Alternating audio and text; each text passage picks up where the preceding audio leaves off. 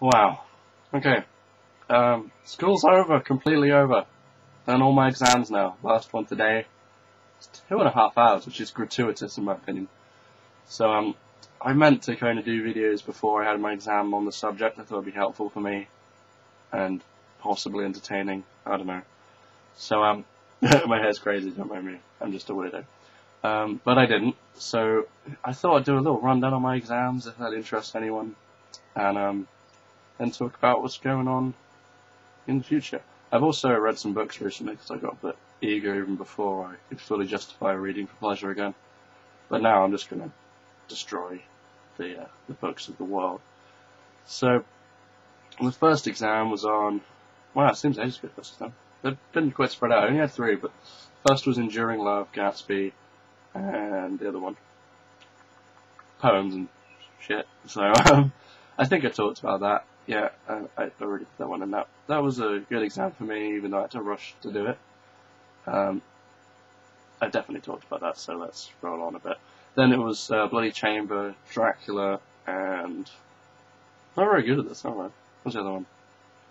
Macbeth, right? And that was a good exam. I mean, all the texts were very interesting. I think Dracula, I liked the book, but it's flawed very certainly. I mean, it's way too long, and the structure is very odd because you have this very strong start, very horrific, very, completely definitive gothic moments, gothic scenes, and everything like that. And then it slows down, builds up, rises in about the middle, and then just drops down all the way to the end. It's very dissatisfying.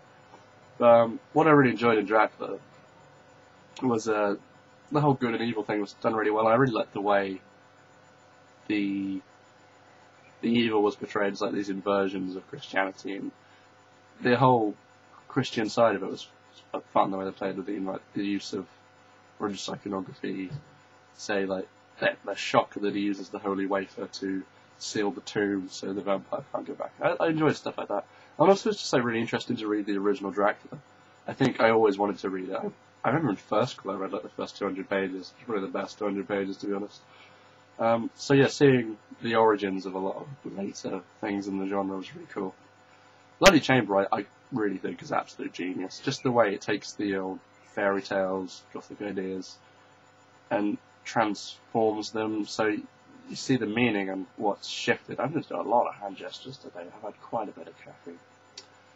But we're just working on it because it's going to be coffee and books and BookClubBleu all over again. I really hope so. I'm going to be very busy this summer, but more on that later. Anyway, so yeah, Bloody Chamber. I just think it was really cool the way the extended metaphors and the way it explores the subconscious, mostly about sexuality, adolescence, and like desires. And yeah, I really highly recommend that book. I haven't read anything like it, and I think it's really clever, and especially like short stories. I think everybody likes short stories because they're a bit less, taxing to read. You can read it in one sitting and really get this whole idea that's being portrayed through what's going on. I mean, I could say more about it, but I would say it's just really fascinating gothic text that's an interesting exploration of the mind and our deepest, darkest desires. So, yeah, I recommend it highly. Macbeth, I think, is also fantastic. I'm still in two minds on which is better, Macbeth or Hamlet. And I think my original point that Hamlet has the better soliloquies is true. But Macbeth thematically is really interesting. There's so much in there to do with like the manipulation of character. I mean, the arcs in it are fantastic. The way Macbeth changes throughout, from this like noble character, a killer but not a murderer, to just this depraved character, this insanity, this bloodlust. And all from just these few suggestions that he can be king. That's really, I mean, it's obviously a classic story. I didn't watch Shakespeare in the classic story, but it plays off so well.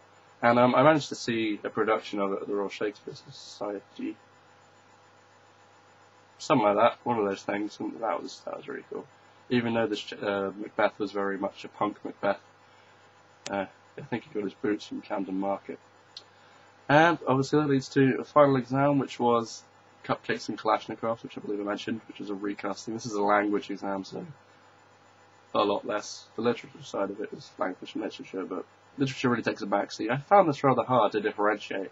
I found I didn't want to delve too much into the meaning of the text, because that's literature and I should just talk about words.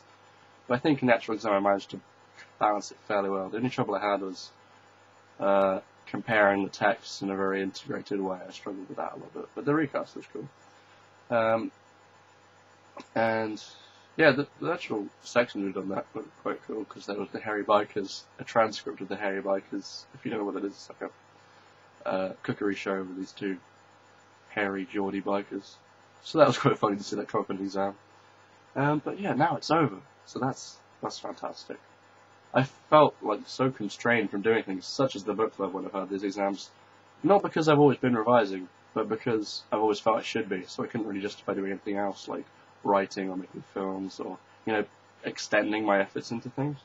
So now I don't even have a job at the moment. Obviously I have to be job hunting, but I'm literally free to create for a while, which is really nice. I think even this afternoon, me and my friend hopefully make some films. I think I'll cut this off here and I'll do a part 2, because that's kind of about the exams, and I'm going to talk a little bit of an update generally, and then I've got some book reviews to do. So in a bit, I did a double thumbs up, I'm a badass.